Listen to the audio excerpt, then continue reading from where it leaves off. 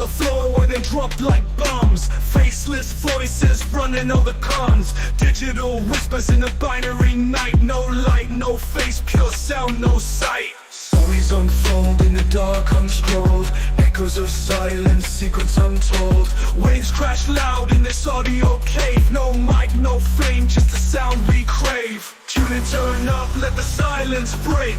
Raw, unfiltered, hear the earthquake. No mic needed, just a vibe that's real. Faceless words you can touch and feel.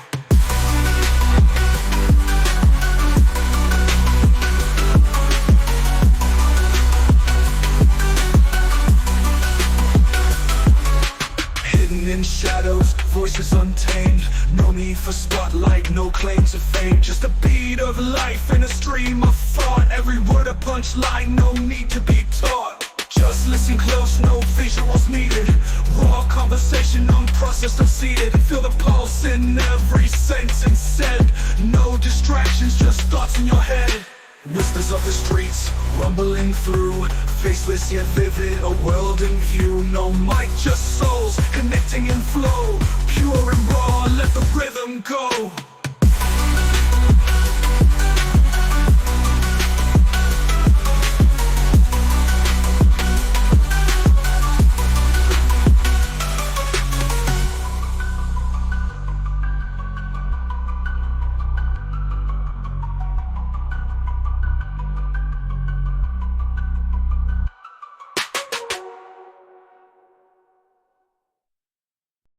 If it were possible to transfer the methods of physical or of biological science directly to the study of man, the transfer would long ago have been made. We have failed not for lack of hypotheses which equate man with the rest of the universe, but for lack of a hypothesis short of animism which provides for the peculiar divergence of man. Let me now state my belief that the peculiar factor in man which forbids our explaining his actions upon the ordinary plane of biology is a highly specialized and unstable biological complex, and that this factor is none other than language. Leonard Bloomfield.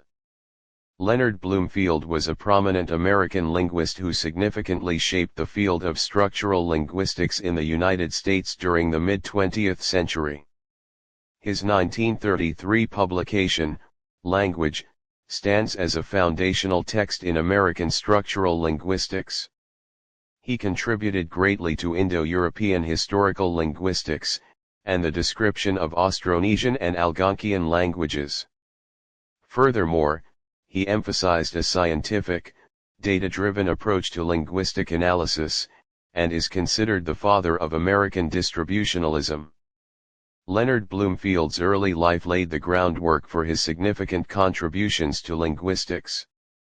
Born in Chicago on April 1, 1887, to Sigmund and Carola Buber Bloomfield, his family history included a change of surname from Blumenfeld after immigrating to the United States. Notably, his family also contained intellectual influences, with his uncle, Maurice Bloomfield, being a respected professor of Sanskrit and comparative philology at Johns Hopkins University, and his aunt, Fanny Bloomfield Zeiler, an internationally recognized concert pianist. His childhood included a period in Elkhart Lake, Wisconsin, where his family moved in 1896. Though he attended elementary school there, he returned to Chicago for his secondary education. His academic journey continued at Harvard College, where he graduated in 1906. Following this, he pursued graduate studies at the University of Wisconsin. A pivotal moment occurred during his time at Wisconsin when he encountered Edouard Prokosch, whose influence steered Bloomfield toward a career in linguistics. He then furthered his studies at the University of Chicago, earning his doctorate in 1909. His academic pursuits also led him to Germany, where he studied at the universities of Leipzig and Göttingen, exposing him to prominent Indo-European scholars. These early educational experiences, coupled with his family's intellectual background, played a crucial role in shaping his future as a leading figure in American linguistics. An Introduction to the Study of Language 1914. This earlier work reflects Bloomfield's initial forays into linguistic theory. It was written during a period when his thinking was still evolving, and it shows the influence of the comparative historical tradition in which he was trained. In this book, Bloomfield attempts to provide a comprehensive overview of the field of linguistics as it was understood at the time. Key aspects of an introduction to the study of language include, emphasis on historical linguistics. The book dedicates considerable attention to the comparative method and the reconstruction of proto-languages, reflecting the dominant paradigm of 19th century linguistics. Psychological approach. Bloomfield's early work shows a greater reliance on psychological explanations for linguistic phenomena, a perspective he would later reject. General overview. The book aims to provide a broad introduction to various aspects of language, including phonetics, morphology, syntax, and historical change. Less rigorous formalism. Compared to his later work, the 1914 book is less concerned with rigorous formalization and precise definitions. Tagalog texts with grammatical analysis 1917. This work marked Bloomfield's departure from the traditional focus on Indo-European languages and demonstrated his capacity to apply his linguistic methods to languages of entirely different families. Tagalog, a major language of the Philippines, belongs to the Austronesian family. In this publication, Bloomfield presented a collection of Tagalog texts accompanied by a meticulous grammatical analysis. This analysis reflected his emerging structuralist approach, focusing on the systematic description of the language's forms and their functions. This work was significant because it showed Bloomfield's ability to tackle languages with complex grammatical structures, contributed to the documentation and understanding of Austronesian languages, helped to broaden the scope of American linguistics beyond its traditional focus on Indo-European languages. It is an example of Bloomfield's dedication to descriptive work, and his focus on gathering and analyzing real-world examples of language. A set of postulates for the science of language 1926, this influential paper articulated Bloomfield's vision of linguistics as a rigorous science. It laid out a series of postulates that defined his approach to linguistic analysis, emphasizing formalization. He advocated for the use of precise definitions and explicit rules. Empiricism. He stressed the importance of basing linguistic analysis on observable data. Mechanism. He rejected mentalistic explanations and favored a mechanistic view of language as a system of habits and responses. This paper was crucial in shaping the development of American structuralism, providing a theoretical framework for the systematic and empirical study of language. Menominee Texts 1928. In 1928, Leonard Bloomfield published Menominee Texts, a significant contribution to the documentation of the Menominee language, an Algonquian language spoken in what is now Wisconsin. This work was more than a simple collection of stories, it was a carefully compiled and analyzed set of linguistic data. Bloomfield's approach was characterized by meticulous attention to detail, ensuring the accuracy of both the transcriptions and the grammatical analysis. He presented the texts alongside detailed descriptions of the Menominee language's phonology, morphology, and syntax. This systematic approach was crucial for several reasons. Firstly, it provided a valuable record of the Menominee language at a time when many Native American languages were facing decline. Secondly, it offered a solid foundation for future linguistic research, allowing scholars to study the language's structure and historical development.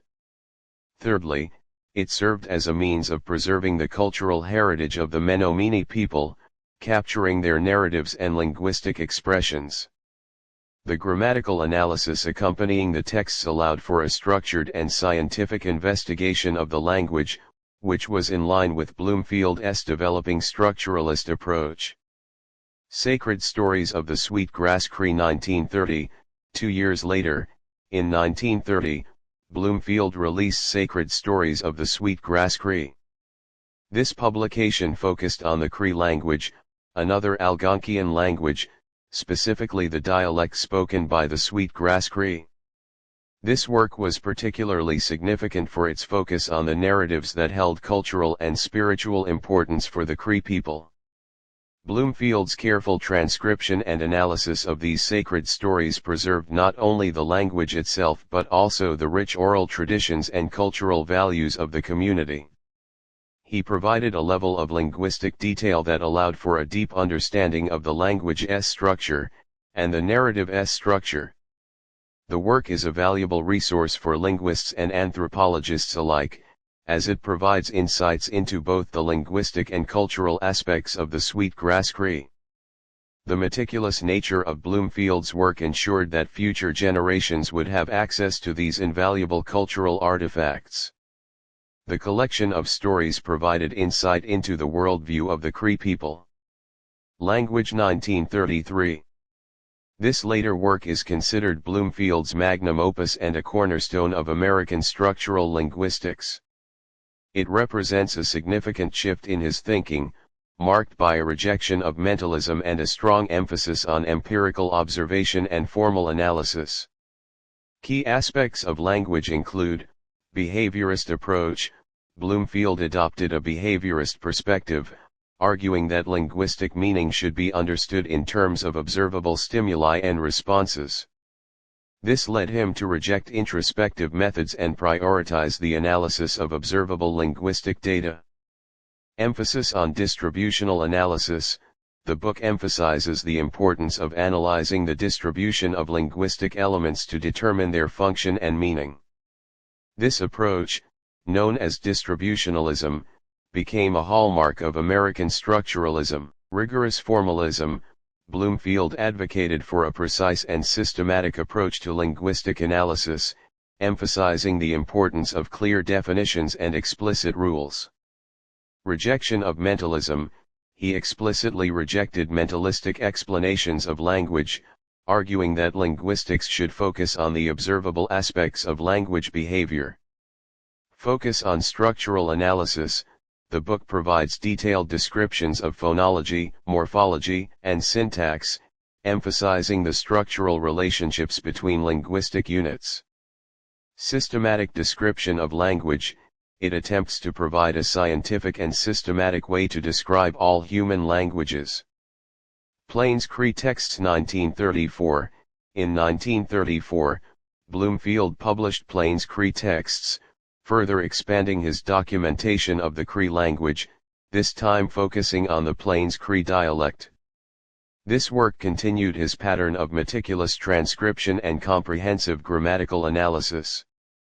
Bloomfield's expertise in linguistic analysis allowed him to capture the intricacies of the Plains Cree language, revealing its complex grammatical structures and narrative traditions.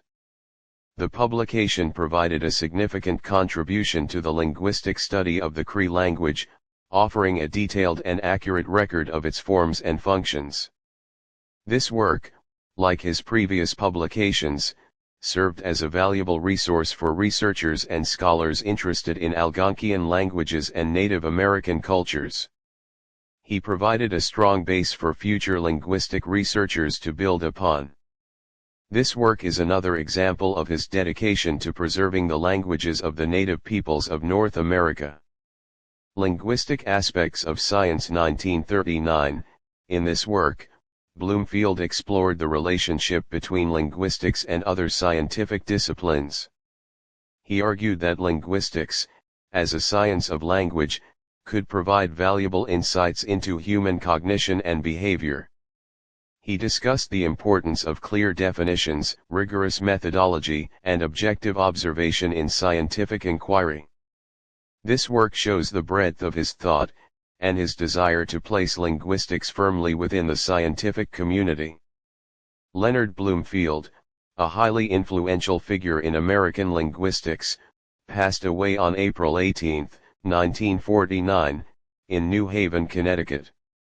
His death followed nearly 3 years of declining health. He was 62 years old at the time of his passing. His legacy as a pioneer of structural linguistics continued to shape the field long after his death. The most difficult step in the study of language is the first step. Leonard Bloomfield. Reference and citation, Bloomfield, Leonard. 1914 An Introduction to the Study of Language. New York, Henry Holt and Company. Bloomfield, Leonard. 1917 Tagalog Texts with Grammatical Analysis. University of Illinois Studies in Language and Literature, Volume 3, NOS 2-4. Urbana, University of Illinois Press. Bloomfield, Leonard.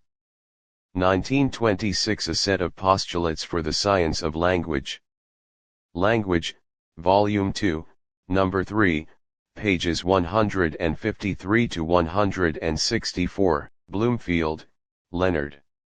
1928 Menominee Texts. Publications of the American Ethnological Society, Volume 12. New York, G. E. Steckert & Co. Bloomfield, Leonard. 1930 Sacred Stories of the Sweetgrass Cree. National Museum of Canada Bulletin No. 60, Anthropological Series No. 11. Ottawa, F. A. Ackland. Bloomfield, Leonard. 1933 Language. New York, Henry Holt and Company. Bloomfield, Leonard. 1934 Plains Cree Texts. Publications of the American Ethnological Society, Volume 16. New York, G. E. Steckert & Co. Bloomfield, Leonard. 1939 Linguistic Aspects of Science. International Encyclopedia of Unified Science, Volume 1, Number 4. Chicago, University of Chicago Press. Hockett, Charles F. 1970. Leonard Bloomfield. In a Leonard Bloomfield Anthology, edited by Charles F. Hockett, pages 9, XXIII. Bloomington, Indiana University Press. Hall, Robert A. Jr. 1987. Leonard Bloomfield, A Biographical Sketch. Historiographia Linguistica, Volume 14, No. 1-2, pages 1-12. Bloomfield, Leonard. 1949 Obituary Notices. Language, Volume 25, Number 3, pages 215-216. Kerner, E.F.K. 1991. Leonard Bloomfield and the Foundations of American Structuralism. In Linguistics in America 1769-1924, A Critical History, pages 173-198. London, Routledge. Hockett, Charles F. 1952. A System of Descriptive Phonology. Language, Volume 28, Number 1, pages 3-21. Harris, Zelig S. 1951. Methods in Structural Linguistics. Chicago, University of Chicago Press. Tridger, George L. 1940. Leonard Bloomfield's Contributions to Linguistics. Studies in Philology, Volume 37, Number 4, pages 533-541. Matthews, Ph. 1993. Grammatical Theory in the United States from Bloomfield to Chomsky. Cambridge, Cambridge University Press. Faught, John G. 1999. Leonard Bloomfield's Linguistic Legacy. Annual Review of Anthropology, Volume 28, pages 415-435. Robbins, R. H. 1979. A Short History of Linguistics. 2nd ed. London, Longman. Anderson, Stephen R. 1985. Phonology in the 20th Century, Theories of Rules and Theories of Representations. Chicago, University of Chicago Press. Neumeyer, Frederick J. 1986. Linguistic Theory in America. 2nd ed. Orlando, Academic Press.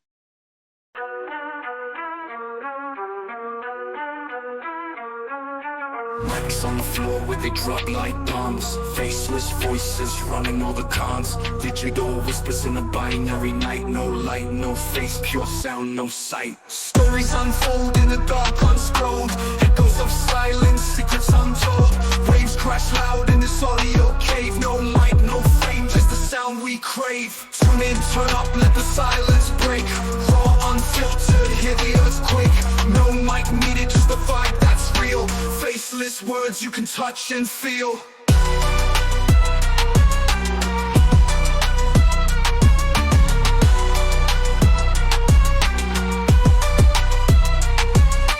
Hidden in shadows, voices untamed. No need for spotlight, no claim to fame. Just the beat of life in a stream of thought. Every word a punchline, no need to be taught. Just listen close, no visuals needed.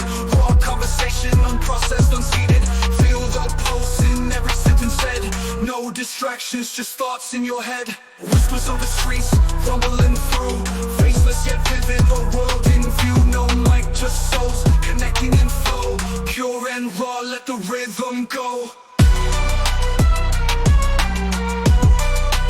Pure and raw.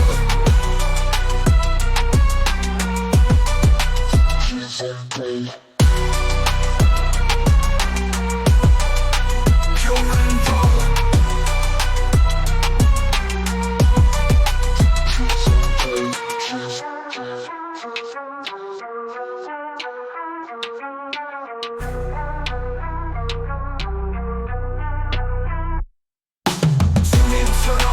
Silence break, raw, unfiltered, hear the earthquake. No mic needed, just the vibe that's real. Faceless words you can touch and feel. Tune in, turn up, let the silence break.